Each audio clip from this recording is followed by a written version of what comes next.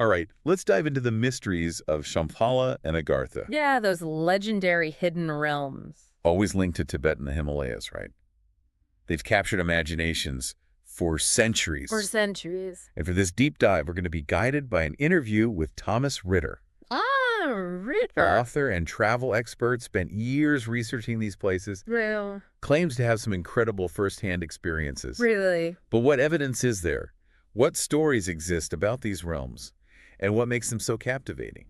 It's fascinating because, these tales, they seem to tap into something. Right. Like a universal human longing, for hidden wisdom and for a connection to something bigger than ourselves. It's like a yearning for a lost paradise, right? Yeah, like a secret source of enlightenment. Okay, so let's start with Shambhala.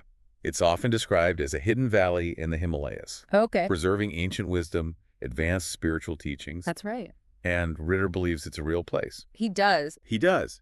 And he points to consistent references across multiple cultures and historical accounts.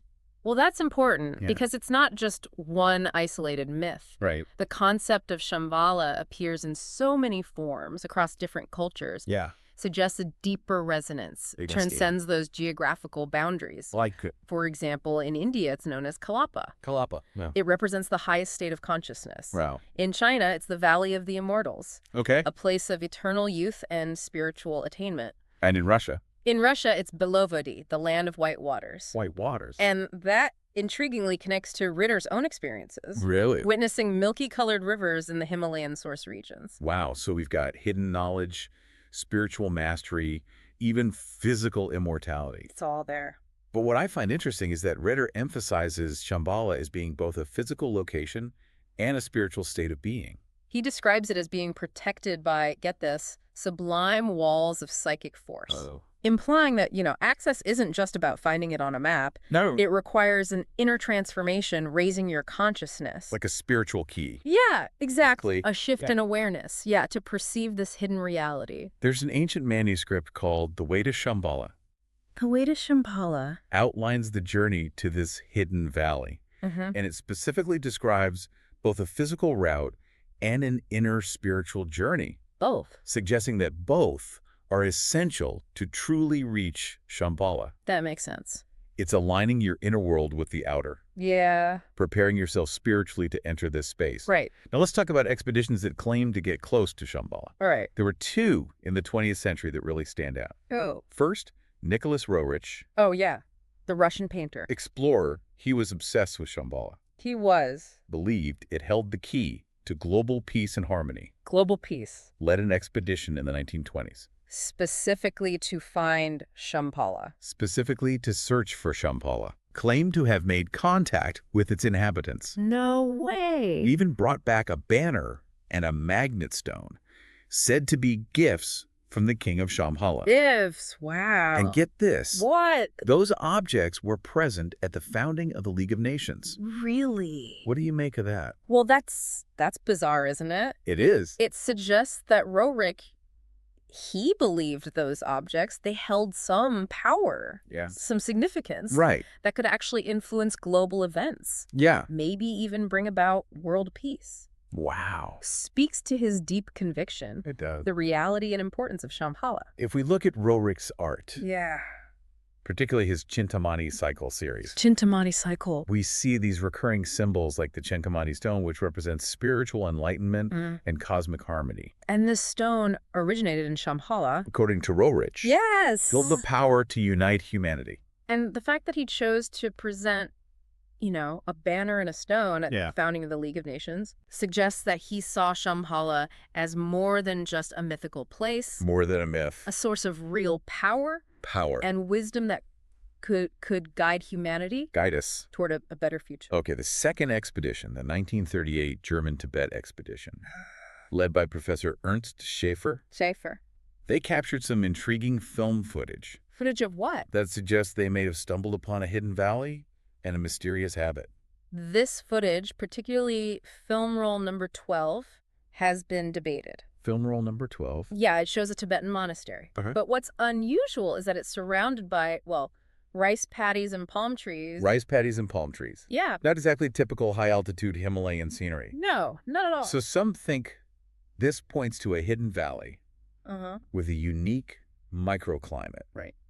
Potentially Shambhala itself. Potentially. But there's another strange detail. Another detail. The abbot's image is mysteriously blurred. Blurred. Even though everything else is crystal clear. Analysis has confirmed that the film wasn't tampered with. It wasn't? No. So what does that mean? Led to all sorts of theories. Oh, I bet. Secret photographic techniques to the abbot, possessing a spiritual energy that disrupted the camera. Wow, spiritual energy. Some even connected to Asian beliefs about photographs capturing a person's soul. Capturing their soul. Maybe the abbot had somehow elevated his spiritual energy. Elevated. Making himself invisible to the camera. Invisible. These expeditions, There's something else. they blur the line between exploration and a spiritual quest. Right.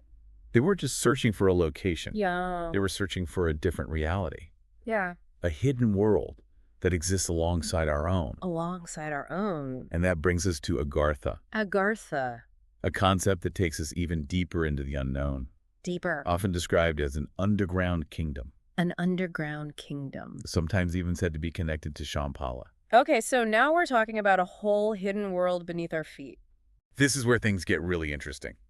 And Ritter makes an important distinction here. He sees Shambhala as a physical valley, Okay. while Agartha represents a vast network of underground cities and tunnels. Whoa. It's like a subterranean civilization existing alongside our own. Alongside our own. Perhaps with advanced technology, spiritual knowledge. Passed down through the ages. Yep. So if Shambhala is the hidden valley, Yeah, Agartha is like the underground metropolis connected to it. you got it.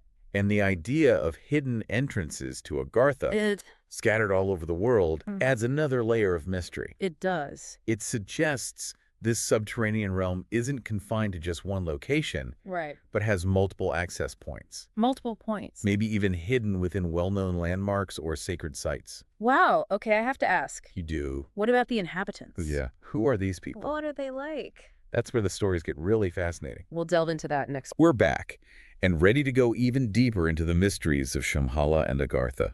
Let's do it. Last time we were talking about who inhabits these hidden realms. Ah, yes, the inhabitants. The legends paint such a vivid picture. They do. This blend of the familiar and the fantastical descriptions of spiritually advanced humans living in harmony, possessing wisdom far beyond our own. Right. And then there are the Nagas. The Naga. Those serpent-like beings, guardians of wisdom, hidden knowledge. Some accounts even mention reptilians. Reptilians. Shape-shifting beings moving between human and reptilian forms. It's like science fiction. It really is. Captures the imagination, for sure. Alluring and a bit unnerving. Yeah, they represent the unknown potential within us. Right. The light and the shadow. So Ritter claims to have encountered some of these beings in the Raphine tunnels. The Raphine tunnels, beneath the Bosnian pyramids. Yes, he describes a group of tall reptilian figures. Glowing eyes materializing out of the darkness. That sounds terrifying. It does. But Ritter insists they weren't threatening at all. Not threatening. No, he describes them as curious and observant. Curious. Approaching slowly and then fading back into the shadows. So not a hostile encounter. More like they were just checking them out.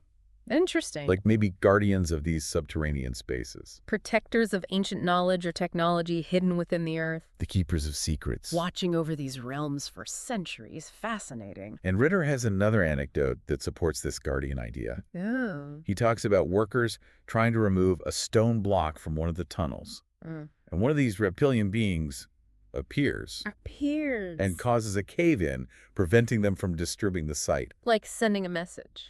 Don't mess with what you don't understand. Wow. These realms have their own rules, their own boundaries. That must be respected. Okay, so we've got these reptilian beings connected to Agartha. Yeah, but this concept of serpent-like beings as guardians of wisdom... It's not unique to Agartha, right? Not at all. It appears in other cultures as well. Think about the ancient Irish legends of the Tuatha Dé Danann. Okay, the Tuatha Dé Danann. Said to have arrived in Ireland on flying ships. Flying ship? Possessing advanced knowledge and magical abilities. Magical abilities? Wow. They were eventually forced to retreat underground. Underground. Becoming the people of the mounds. Oh, wow. Associated with ancient burial mounds and subterranean passages. Those flying ships, they sound a lot like the Vimanas. The Vimanas. Described in ancient Indian texts. Yeah, another interesting parallel. It is. Linking these seemingly disparate cultures. Through these recurring themes. Advanced beings, hidden realms. It makes you wonder, is there a deeper truth hidden within these myths?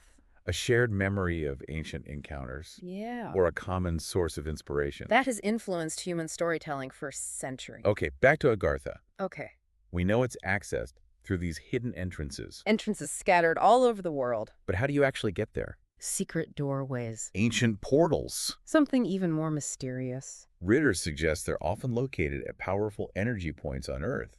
Energy points? Places where the veil between dimensions is thin. He even uses the analogy of Earth's chakras. Chakras. Swirling vortexes of energy correspond to specific locations. So picture a map of the world. Okay, a map. With all these energy points connected by invisible lines of power. Are we talking about ley lines? Ley lines, exactly. Channels of energy flowing through the Earth. Connecting sacred sites, creating this network of power. That some believe can be used to access other realms or dimensions. So Agartha exists somewhere on this energetic grid. Somewhere on the grid. And accessing it isn't just about finding a physical doorway. Right. It's about tapping into these energetic currents. Aligning with the right frequency. Ritter has a story about a chakram in Krakow, Poland. Krakow, Poland. That supposedly grants visions of the future. Visions of the future. It's said to be located beneath Wawel Hill. Wawel Hill. A site steeped in history and legend. And what is it exactly? It's described as a black pillar. A black pillar? Possibly made of an unknown material that allows one to glimpse into other realities. A device that grants visions of the future. That's incredible! How does this chakram relate to Agartha? Well, it's not directly connected, right, but its association with visions and alternate realities. Yeah. Hints at the possibility of interdimensional connections. Okay. Perhaps even a link to that energetic grid that Agartha is thought to reside on. This is really making me think differently about our world. Me too. If these realms exist yeah. and are potentially inhabited by beings with advanced knowledge and technology. Advanced knowledge. What does that mean for our understanding of human history, our origins, our potential? It challenges our assumptions, doesn't it? It does. It suggests that our current understanding of history might be incomplete. Incomplete. Even inaccurate. Inaccurate. Perhaps there are entire chapters missing from our collective narrative. Like we're only seeing part of the story. Exactly. Lost connections to a past that we're only beginning to rediscover. Like realizing that the map we've been using is incomplete. And there are entire continents we haven't even begun to explore. And consider this. If these beings have been observing us, maybe even guiding us in subtle ways, guiding us, what does that say about our place in the grand scheme of things? What makes you think? Are we part of a larger cosmic dance? The cosmic dance. That we're only dimly aware of? Ritter offers another perspective that's even more thought-provoking. What's that? He suggests that perhaps these beings never left. Never left. But merely changed their forms or their ways of interacting with our world. Okay. So they're still here. Potentially. But in a different form. A different frequency. Maybe even coexisting alongside us in ways we don't fully comprehend. That's both exciting and a little unsettling. It is, right. It's like realizing we might be sharing this planet. Sharing this planet. With beings we barely understand. With a different relationship to time, space, and consciousness. Challenges us to rethink our definition of reality. Makes you wonder if those UFO sightings, yeah, those unexplained phenomena, could be hints, glimpses into this other reality. That's always been present. But largely hidden from our view. Opens up a realm of possibilities. We've covered a lot of ground in this deep dive. We have. From ancient legends to modern-day encounters. Hidden valleys, subterranean cities. It's really challenged my perception of what's real and what's possible. It seems there's always more to uncover. Absolutely. We'll continue to explore these mysteries in our next and final part. Welcome back to the final part of our deep dive into those enigmatic realms, Shambhala and Agartha.